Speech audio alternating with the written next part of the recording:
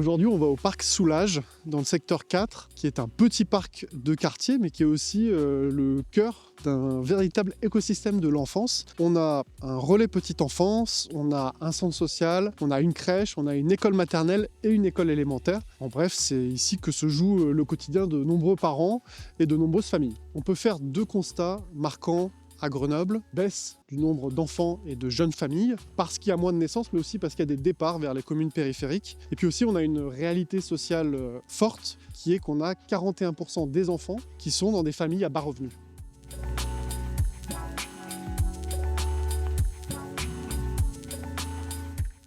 On sait que les 3 premières années sont très importantes en termes d'accès à la culture, d'accès à la santé, d'accès au langage, d'accès aux loisirs. Alors on a créé des associations parce que déjà les lieux, ça n'a rien à voir avec ce qu'on a à la maison. Pour que les enfants ils sont en collectivité, ça nous motive, ça nous donne des idées. Tout ce qui pourra être fait pour améliorer la qualité de leur action contribuera à améliorer encore la lutte contre les discriminations et contre l'inégalité. Enseignant dans un établissement secondaire, je peux voir au quotidien comment les inégalités dans le primaire peuvent impacter les trajectoires scolaires des élèves. Dans ce contexte, le soutien à la parentalité est essentiel. Il existe des structures d'accueil inconditionnel des parents pour les accompagner, mais elles sont beaucoup trop peu nombreuses. À Grenoble, l'école représente pour beaucoup de familles un coût. Nous voulons mettre en place une véritable gratuité. Cantine gratuite, fourniture scolaire gratuite et un vrai soutien scolaire gratuit pour tous les élèves dans les écoles primaires.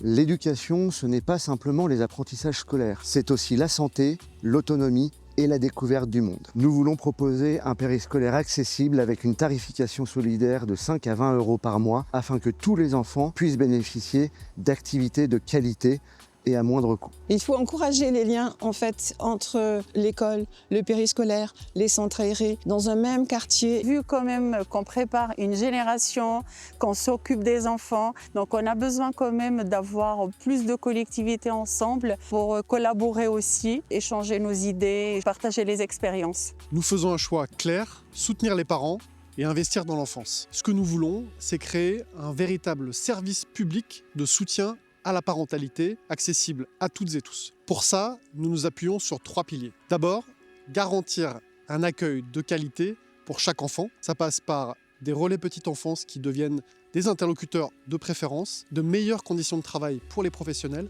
et un grand plan de rénovation pour tous les équipements. Deuxième pilier, nous voulons mieux accompagner les parents au quotidien. Pour ça, nous voulons notamment ouvrir des crèches les vendredis soirs et développer les projets famille dans les maisons des habitants. Enfin, troisième pilier, nous voulons faire de l'école un levier pour lutter contre les inégalités. Et pour ça, nous voulons notamment une gratuité réelle de l'école, les fournitures, la cantine et pourquoi pas une expérimentation avec du soutien scolaire. Et nous voulons également un périscolaire qui soit plus accessible pour les familles. En plus de ces 3 engagements forts, nous voulons également créer un passeport petit explorateur pour ouvrir à tous les enfants un meilleur accès au sport, à la culture et à la nature, y compris la montagne.